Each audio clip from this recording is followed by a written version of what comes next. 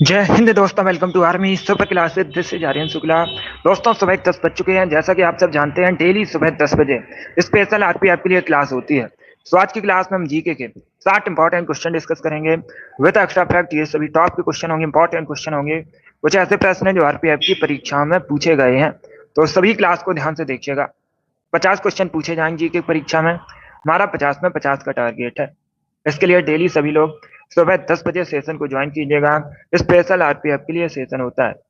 Good morning सभी को। Good morning दोस्तों। चलिए शुरू करते हैं आज की क्लास।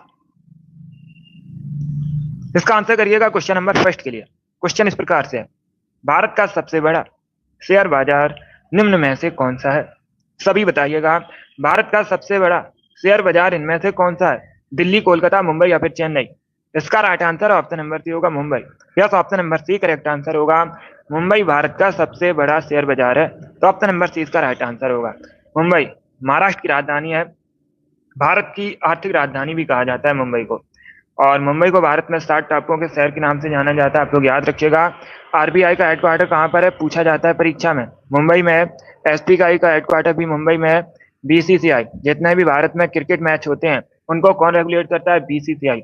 बीसीसीआई का हेडक्वार्टर भी मुंबई में है। आप लोग याद रखिएगा। और एक क्वेश्चन पूछा गया था परीक्षा में, नाबार्ड का मुख्यालय कहाँ पर है?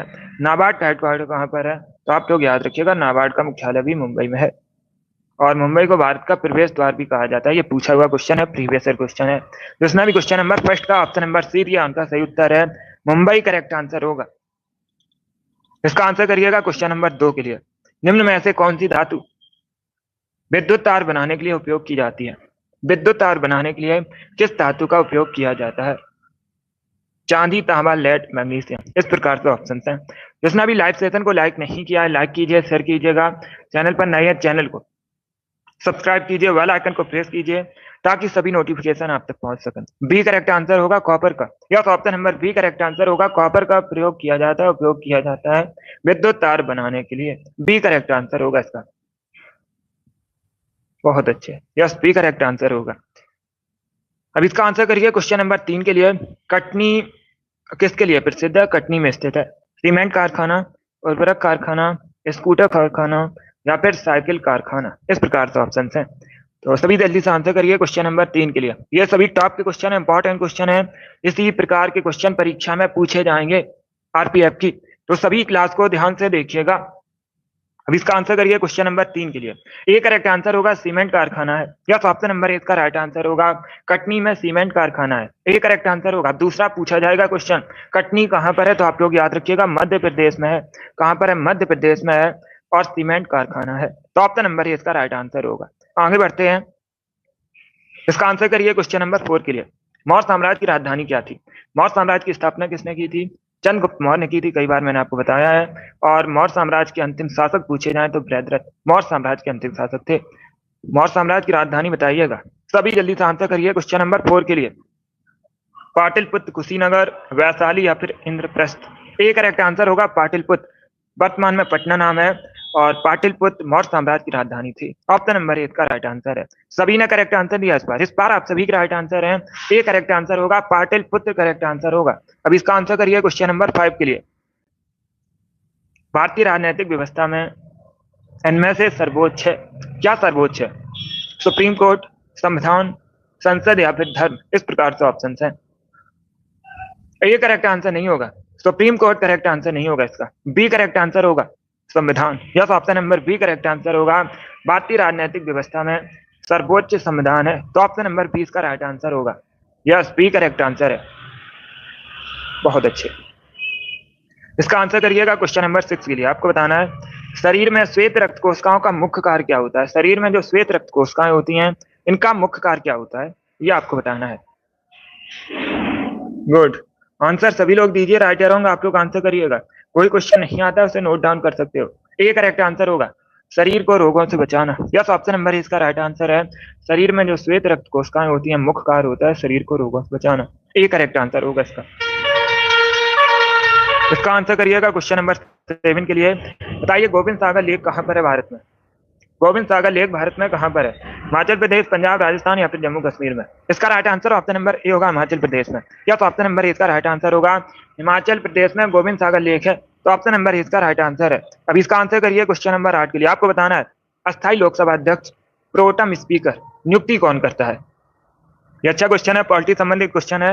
इसका करेक्ट आंसर बताइएगा, प्रोटेम स्पीकर की नियुक्ति कौन करता है। राष्ट्रपति, उपराष्ट्रपति, निवर्तमान लोकसभा अध्यक्ष या फिर निर्वाचन आयोग। इस प्रकार से ऑप्शन हैं, तो सभी इसका आंसर करिए क्वेश्चन नंबर 8 के लिए।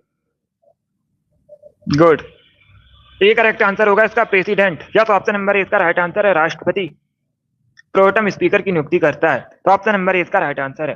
जिसने हम क्वेश्चन नंबर 8 का ऑप्शन नंबर ए दिया उनका सही उत्तर है। ए करेक्ट आंसर होगा इसका राष्ट्रपति करेक्ट आंसर है। इसका आंसर करिए क्वेश्चन नंबर 9 के लिए। विश्व जनसंख्या दिवस कब मनाया जाता है। सभी इसका आंसर करिएगा। विश्व जनसंख्या दिवस कब मनाया जाता है, इसका राइट आंसर क्या होगा। ए करेक्ट आंसर होगा 11 जुलाई को, या तो ऑप्शन नंबर ए इसका राइट आंसर है। 11 जुलाई को प्रतिवर्ष विश्व जनसंख्या दिवस मनाया जाता है। ए करेक्ट आंसर होगा इसका। यस, बहुत अच्छे। अब इसका आंसर करिएगा क्वेश्चन नंबर 10 के लिए। बताइए गढ़वाली कहाँ का फोक डांस है। गढ़वाली कहाँ का फोक डांस है, ये आपको बताना है। उत्तराखंड, उत्तर प्रदेश, मध्य प्रदेश या फिर गुजरात का। इसका right answer option number A होगा उत्तराखंड का, या तो ऑप्शन नंबर ए इसका राइट आंसर है। उत्तराखंड का लोक नृत्य है गढ़वाली। ए करेक्ट आंसर होगा। मध्य प्रदेश करेक्ट आंसर नहीं होगा, उत्तराखंड का लोक नृत्य है। इसका आंसर करिए क्वेश्चन नंबर 11 के लिए। What is the full form of FM. FM का पूरा नाम क्या होता है, एफएम का फुल फॉर्म आपको बताना है।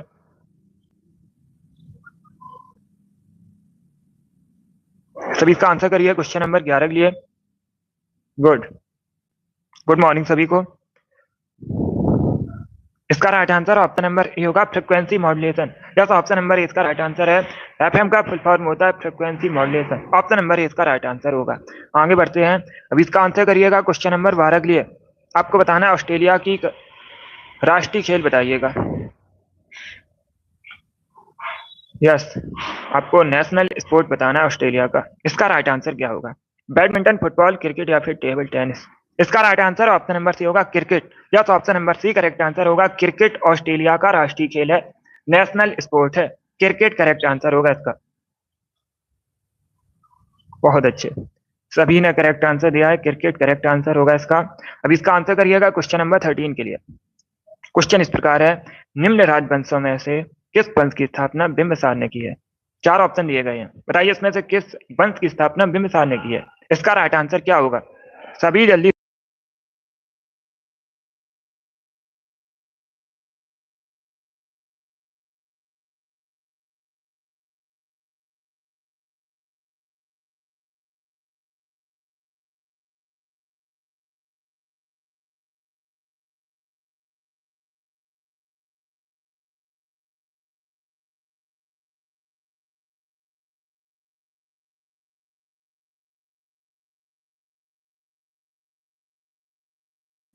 इसका आंसर करिएगा क्वेश्चन नंबर 13 के लिए। आपको बताना है किस पंथ की स्थापना बिंबिसार ने की है। तो सभी इसका आंसर करिए क्वेश्चन नंबर 13 का। बताइए इसका राइट आंसर क्या होगा। इसका राइट आंसर होगा ऑप्शन नंबर ए, हर्यक वंश की, या तो option number C correct answer होगा। हर्यक वंश की स्थापना किसने की है, बिंबिसार ने की है। सी करेक्ट आंसर होगा। नंद वंश की स्थापना आप लोग याद रखिएगा, महापद्मानंद ने की थी। मौर्य वंश की स्थापना अभी मैंने आपको बताया था, चंद्रगुप्त मौर्य ने की थी। और गुप्त वंश की स्थापना श्रीगुप्त ने की थी। तो चारों ऑप्शन को आप लोग याद रखिएगा, चारों से परीक्षा में क्वेश्चन पूछे जा सकते हैं। जिसमें क्वेश्चन नंबर 13 का ऑप्शन नंबर सी दिया उनका सही उत्तर है। हर्यक वंश करेक्ट आंसर होगा। अब इसका आंसर करिए क्वेश्चन नंबर 14 के लिए। मोमबत्ती रासायनिक ऊर्जा को किसमें कन्वर्ट करती है। इसका राइट आंसर क्या होगा।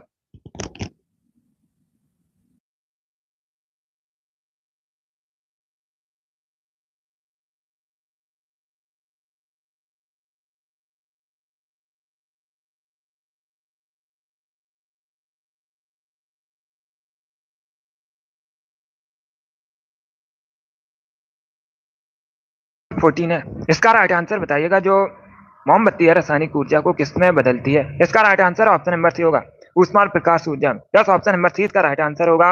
मोमबत्ती रासायनिक ऊर्जा को प्रकाश और ऊष्मा ऊर्जा में बदलती है। सी करेक्ट आंसर होगा इसका। जिसने अभी क्वेश्चन नंबर 14 का ऑप्शन नंबर सी दिया उनका सही उत्तर है। बहुत अच्छे, चलिए आगे बढ़ते हैं। अब इसका आंसर करिए क्वेश्चन नंबर 15 के लिए। आपको बताना है मेढक के हृदय में कितने भाग होते हैं। सभी जल्दी से आंसर करिए, बताइए इसका राइट आंसर क्या होगा। मेढक के हृदय में कितने भाग होते हैं। 4, 6, 3, 8, इस प्रकार से ऑप्शन हैं।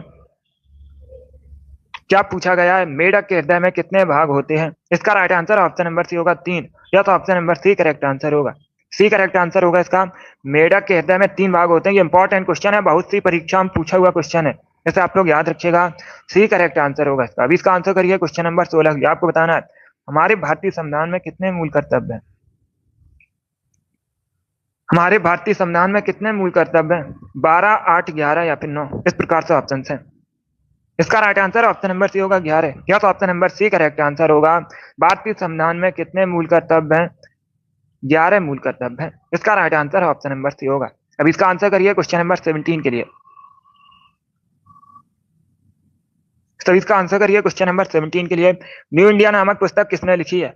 इंपॉर्टेंट क्वेश्चन है, इसका करेक्ट आंसर बताइएगा। न्यू इंडिया नामक पुस्तक के लेखक कौन है? बी करेक्ट आंसर होगा एनी बेसेंट। या तो option number B correct answer है। एनी बेसेंट ने न्यू इंडिया नामक पुस्तक लिखी है, तो ऑप्शन नंबर 20 का राइट आंसर होगा। अब देखिएगा, अगर पूछना परीक्षा में भारतीय राष्ट्रीय कांग्रेस की पहली महिला अध्यक्ष कौन थी, तो आप लोग याद रखिएगा एनी बेसेंट भारतीय राष्ट्रीय कांग्रेस की पहली महिला अध्यक्ष थी। इसका राइट आंसर आप सभी इसका आंसर करिएगा।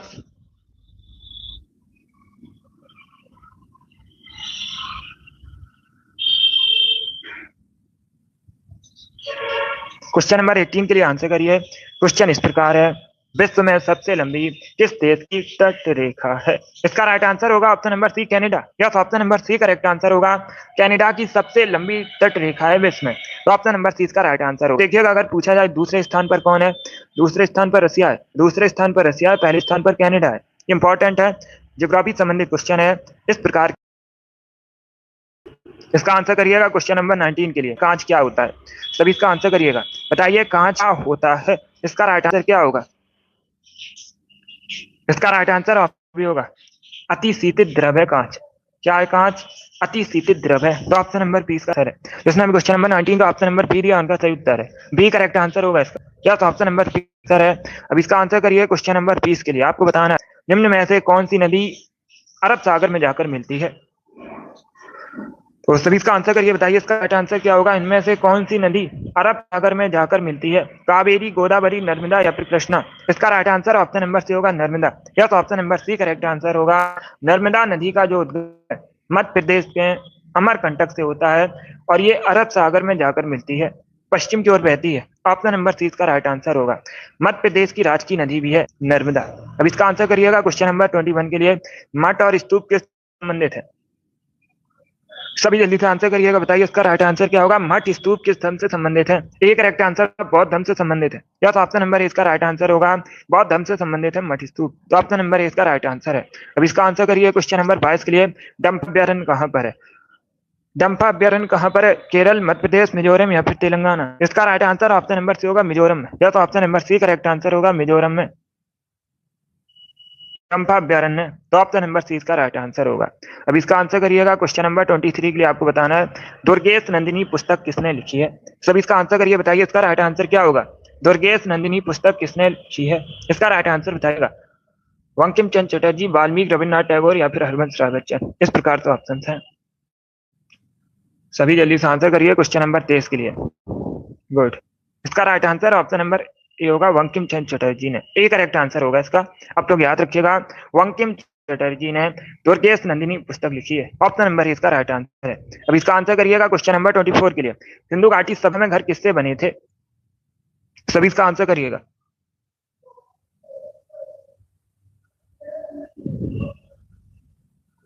यस, जो खंबात की खाड़ी है अरब सागर में है।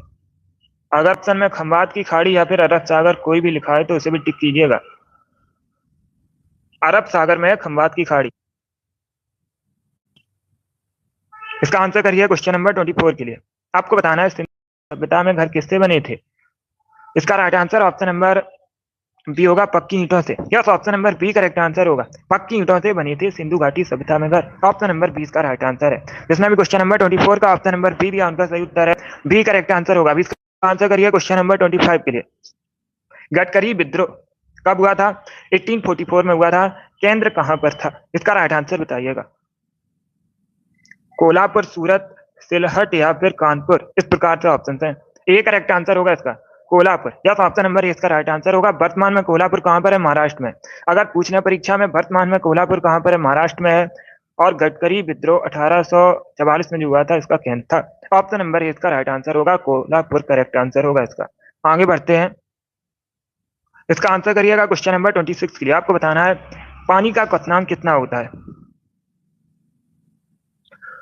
सभी जल्दी से आंसर करिए क्वेश्चन नंबर 26 के लिए। पानी का क्वथनांक आपको बताना है कितना होता है। इसका राइट आंसर क्या होगा? इसका right answer option number D होगा 100 degree Celsius. D correct answer होगा इसका। पानी का जो क्वथनांक है 100 डिग्री सेल्सियस होता है। ऑप्शन नंबर डी इसका राइट आंसर होगा। अब इसका आंसर करिए क्वेश्चन नंबर 27 के लिए। की राजधानी बताइए क्या थी। अगर पूछा जाए पालवंश की स्थापना किसने की थी, तो आप लोग याद रखिएगा पाल ने पालवंश की स्थापना की थी, संस्थापक थे। और इसका right answer option number A होगा Munger. Yes, option number A इसका राइट आंसर होगा। पालवंश की राजधानी मुंगेर थी। ऑप्शन नंबर ए इसका राइट आंसर होगा। बहुत अच्छे, तो सभी इसका राइट आंसर दिया। ऑप्शन नंबर ए इसका राइट आंसर होगा। अभी इसका आंसर करिए क्वेश्चन नंबर 28 के लिए। इंदौर के होलकर राजवंश की स्थापना किसने की थी? ये इतिहास से संबंधित क्वेश्चन है। सभी जल्दी से आंसर करिए, बताइए इंदौर का जो होलकर राजवंश थी स्थापना किसने की थी? शिवाजी ने, मल्हार राव ने, बाजीराव ने, या फिर नन ऑफ दीज? इसका right answer option number B होगा मल्हार राव ने। बी करेक्ट आंसर होगा इसका। मल्हार राव ने इंदौर के होलकर राजवंश की स्थापना की थी। 20 का राइट आंसर होगा। अब इसका आंसर करिए क्वेश्चन नंबर 29 के लिए। पृथ्वी पर सबसे गहरा गर्त कौन सा है? सी करेक्ट आंसर होगा मैरियाना गर्त। Yes, option number C correct answer होगा। मैरियाना गर्त पृथ्वी पर सबसे गहरा गर्त है, तो ऑप्शन नंबर सी का राइट आंसर होगा। अब दूसरा क्वेश्चन पूछा जाएगा परीक्षा में। क्या क्वेश्चन पूछा जाएगा दूसरा परीक्षा में? ये जो मैरियाना गर्त है सबसे गहरा गर्त, ये किस महासागर में है? तो आप लोग याद रखिएगा पैसिफिक ओशियन में है, प्रशांत महासागर में है। ऑप्शन नंबर सी का राइट आंसर होगा। अभी इसका आंसर करिए क्वेश्चन नंबर 30 के लिए। न्यूयॉर्क किस नदी के किनारे स्थित है? न्यूयॉर्क यूएसए का एक नगर है, यूएसए का एक शहर है। किस नदी के किनारे बसा है? हडसन नदी के किनारे बसा है। ऑप्शन नंबर ए इसका राइट आंसर होगा। हडसन नदी के किनारे बसा है न्यूयॉर्क, और यूएसए का एक नगर है। ऑप्शन नंबर ए इसका राइट आंसर होगा। अब इसका आंसर करिए, सभी जल्दी से आंसर करिए क्वेश्चन नंबर 31 के लिए। इंपॉर्टेंट क्वेश्चन है। क्वेश्चन इस प्रकार है, भारत सरकार द्वारा पर्यावरण संरक्षण अधिनियम कब पारित किया गया? इसका राइट आंसर क्या होगा? तो सभी इसका आंसर करिए क्वेश्चन नंबर 31 के लिए। बताइए इसका राइट आंसर क्या होगा? इसका right answer option number D होगा 1986 में, 1986 में। क्या करेक्ट आंसर होगा? ऑप्शन नंबर डी इसका राइट आंसर होगा। 1986 में भारत सरकार द्वारा पर्यावरण संरक्षण अधिनियम पारित किया गया था। ऑप्शन नंबर डी इसका राइट आंसर होगा। अब इसका आंसर करिएगा क्वेश्चन नंबर 32 के लिए। आपको बताना है प्रियदर्शिका पुस्तक किसने लिखी है? प्रियदर्शिका पुस्तक बताइए किसके द्वारा लिखी गई है? कालिदास, तुलसीदास, चाणक्य, या फिर हर्षवर्धन? 32 है क्वेश्चन नंबर 32। अब इसका आंसर करिएगा। गुड, डी करेक्ट आंसर होगा हर्षवर्धन ने। यह तो ऑप्शन नंबर डी इसका राइट आंसर है। प्रियदर्शिका नामक पुस्तक हर्षवर्धन ने लिखी है, तो ऑप्शन नंबर डी इसका राइट आंसर होगा। अब इसका आंसर करिए क्वेश्चन नंबर 33 के लिए। माधव राष्ट्रीय उद्यान आपको बताना है कहां पर है। माधव राष्ट्रीय उद्यान मध्य प्रदेश में है। ऑप्शन नंबर इसका राइट आंसर होगा। मध्य प्रदेश में है माधव राष्ट्रीय उद्यान। 34 के लिए आंसर करिएगा। निम्न में से जल जनित रोग कौन सा है? इसमें बताइएगा जल जनित रोग कौन सा है। बी करेक्ट आंसर होगा हैजा। Yes, option number B correct answer होगा। हैजा एक जल जनित रोग है, तो ऑप्शन नंबर 20 का राइट आंसर होगा। अब इसका आंसर करिए क्वेश्चन नंबर 35 के लिए। आपको बताना है किस विटामिन का केमिकल नेम राइबोफ्लेविन होता है? इसका राइट आंसर क्या होगा? राइबोफ्लेविन किस विटामिन का केमिकल नेम है?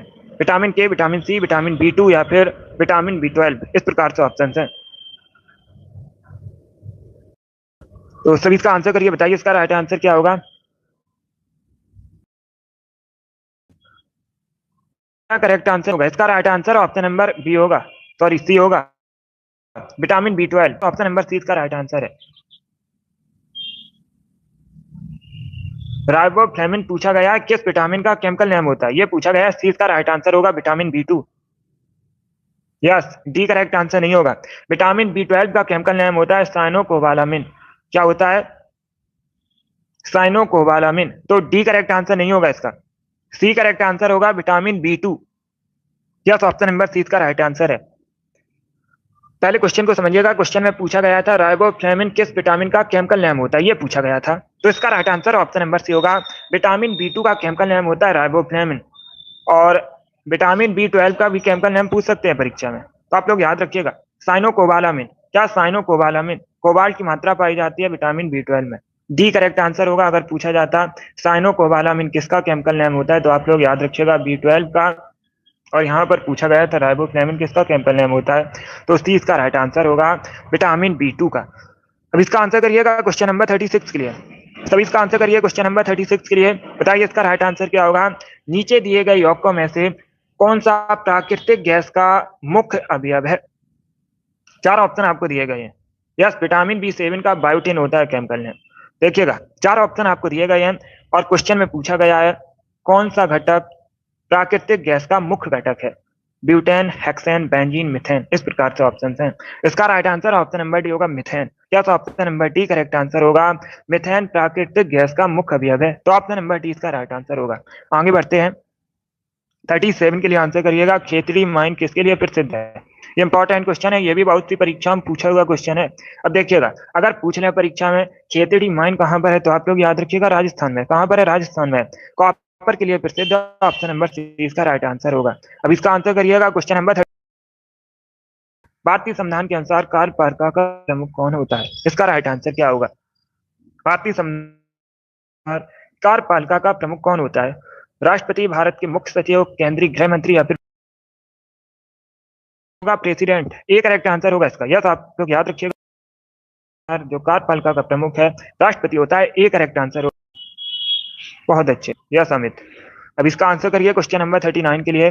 नंद वंश का अंतिम शासक कौन था। नंद वंश का अंतिम शासक आपको बताना है। अभी मैंने आपको बताया था नंद वंश की स्थापना किसने की थी, महापद्मानंद ने। अंतिम शासक था घनानंद। ऑप्शन नंबर ए इसका राइट आंसर होगा। अब इसका आंसर करिए क्वेश्चन नंबर 40 के लिए। भारत की राजभाषा हिंदी है, तो ऑप्शन नंबर इसका राइट आंसर होगा। यस, भारत की राजभाषा पूछी गई है, हिंदी राजभाषा है। इसका आंसर करिए क्वेश्चन नंबर 41 के लिए। आपको बताना है नगर पालिका का कार्यकाल कितने वर्षों का होता है। सभी इसका आंसर करिएगा।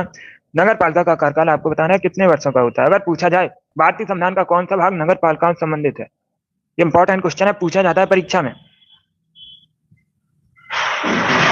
बहुत अच्छे, यस अमित। अब देखिएगा, अगर पूछा जाए परीक्षा में क्वेश्चन कौन सा भाग भारतीय संविधान का नगर पालिका से संबंधित है, तो आप लोग याद रखिएगा भाग 9A। कौन सा भाग 9A नगर पालिकाओं से संबंधित है। कार्यकाल 5 वर्षों का होता है। सी इसका राइट आंसर होगा। 42 के लिए आंसर करिएगा। DOS का फुल फॉर्म बताइए क्या होता है। सभी इसका आंसर करिएगा, बताइए इसका राइट आंसर क्या होगा। DOS का आपको फुल फॉर्म बताना है। इसका right answer option number C होगा, डिस्क ऑपरेटिंग सिस्टम। क्या करेक्ट आंसर होगा। सी इसका राइट आंसर होगा। DOS का फुल फॉर्म होता है disk operating system. C correct answer होगा। अब इसका आंसर करिए क्वेश्चन नंबर 43 के लिए। टेस्ट ऑफ माई लाइफ तक किसने लिखी है। टेस्ट ऑफ माई लाइफ पुस्तक युवराज सिंह ने लिखी है। सी इसका राइट आंसर होगा। युवराज सिंह भारतीय क्रिकेटर है, इन्होंने टेस्ट ऑफ माई लाइफ पुस्तक लिखी है।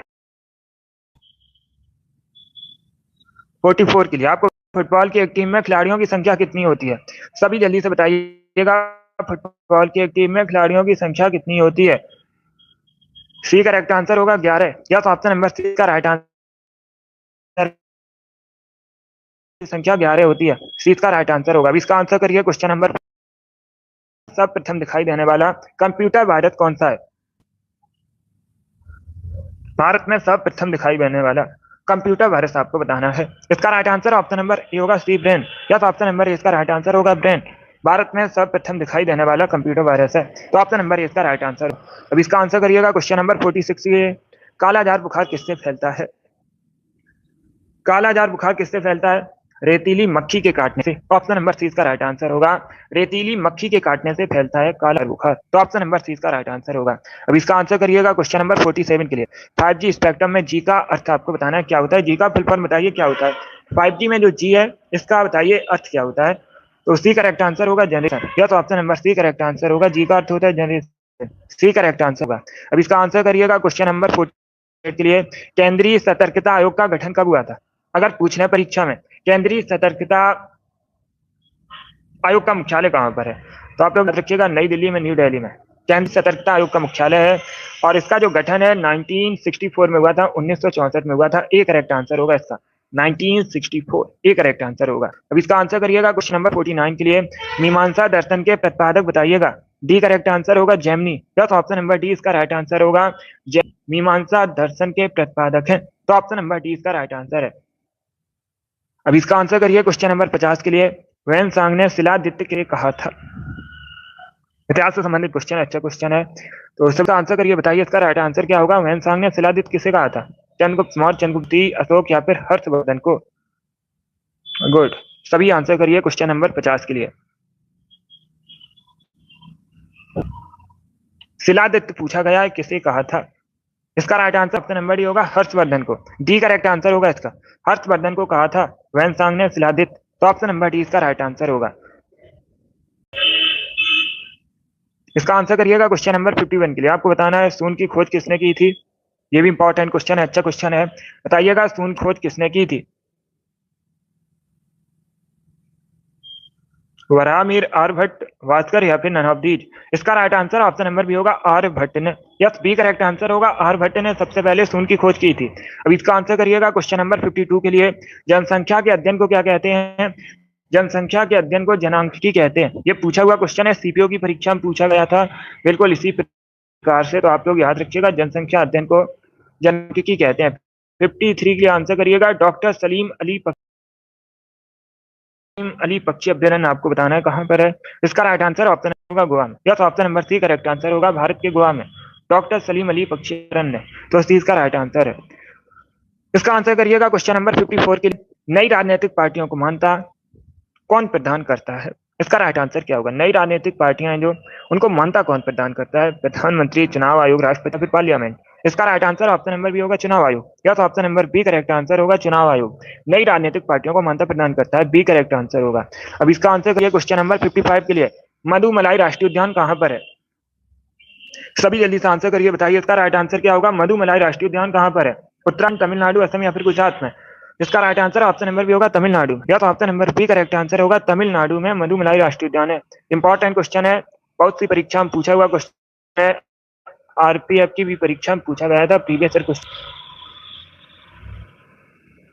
तो 20 का राइट आंसर होगा तमिल, करेक्ट आंसर होगा। 56 के लिए आंसर करिएगा, बताइए किस प्रदेश का भौगोलिक उपनाम सोया प्रदेश है? सोया प्रदेश भारत में किसे कहा जाता है?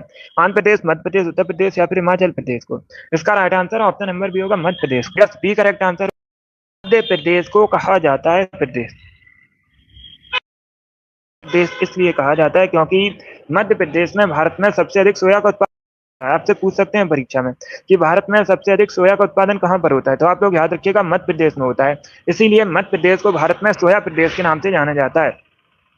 57 के लिए आंसर करिएगा, इंडियन लिबरल फेडरेशन की स्थापना किसने की थी? इसका राइट आंसर बताइए, इंडियन लिबरल फेडरेशन की स्थापना किसने की थी? ए करेक्ट आंसर होगा, सुरेंद्र नाथ बनर्जी ने। यस, ए करेक्ट आंसर होगा, सुरेंद्र नाथ बनर्जी ने इंडियन लिबरल फेडरेशन की स्थापना की थी। तो ऑप्शन नंबर इसका राइट होगा। आगे बढ़ते हैं, 58 के लिए आंसर करिएगा, धमेक स्तूप भारत में कहां पर स्थित है? भागलपुर, बिहार, गंगटोक, सिक्किम, सारनाथ उत्तर प्रदेश या फिर उज्जैन मध्य प्रदेश? इस प्रकार से ऑप्शन हैं। धमेक स्तूप बताना है कहां पर स्थित है। सी करेक्ट आंसर होगा, उत्तर प्रदेश के सारनाथ में। Yes, option number C correct answer होगा, उत्तर प्रदेश के सारनाथ में धमेक स्तूप है। सी करेक्ट आंसर होगा। आंसर करिएगा क्वेश्चन नंबर 59 के लिए। ओमान की राजधानी बताइए, what is the capital of Oman? Oman की राजधानी बताइएगा। इसका right answer option number D होगा, मस्कट। या तो ऑप्शन नंबर डी इसका राइट आंसर है, मस्कट ओमान की राजधानी या कैपिटल है। टी करेक्ट आंसर होगा। अब इसका आंसर करिए क्वेश्चन नंबर 60 के लिए। आज का लास्ट क्वेश्चन है, प्राचीन भारत में निष्क या निशाका एक ही बात है के नाम से किसे जाना जाता था? तो इसका right answer option number A होगा, स्वर्ण आभूषण को। या तो ऑप्शन नंबर ए इसका राइट आंसर है। वैदिक भारत में स्वर्ण आभूषण को निष्क या निशाका नाम से जानते थे। ऑप्शन नंबर ए इसका राइट आंसर होगा। इसमें भी क्वेश्चन नंबर 60 का ऑप्शन नंबर ए दिया आंसर सही उत्तर है। गुड, ए करेक्ट आंसर होगा इसका, स्वर्ण आभूषण करेक्ट आंसर होगा। बहुत अच्छे। चलिए दोस्तों, आज की क्लास में हमने 60 इंपॉर्टेंट क्वेश्चन डिस्कस किए with extra fact. I hope आप सभी को ये प्रश्न समझ आए होंगे। सो क्लास को लाइक कीजिए, शेयर कीजिए, चैनल पर नए हैं चैनल को सब्सक्राइब कीजिएगा, बटन को प्रेस कीजिए ताकि सभी नोटिफिकेशन आप तक पहुंच सके। डेली क्लास होती है सुबह 10 बजे, स्पेशल जीके जीएस का सेशन है, सभी डेली सेशन को ज्वाइन कीजिएगा। आरपीएफ के लिए डेली सुबह 10 बजे सेशन होता है, यही वाला। 50 क्वेश्चन पूछे जाएंगे जीके के परीक्षा में, हमारा 50 में 50 का टारगेट है। इसके लिए डेली सेशन को ज्वाइन कीजिएगा। पसंद आए क्लास को लाइक कीजिए, शेयर कीजिए, चैनल पर नए हैं चैनल को सब्सक्राइब कीजिएगा, बेल आइकन को प्रेस कीजिए ताकि सभी नोटिफिकेशन आप तक पहुंच सके। Thank you guys, thank you for watching.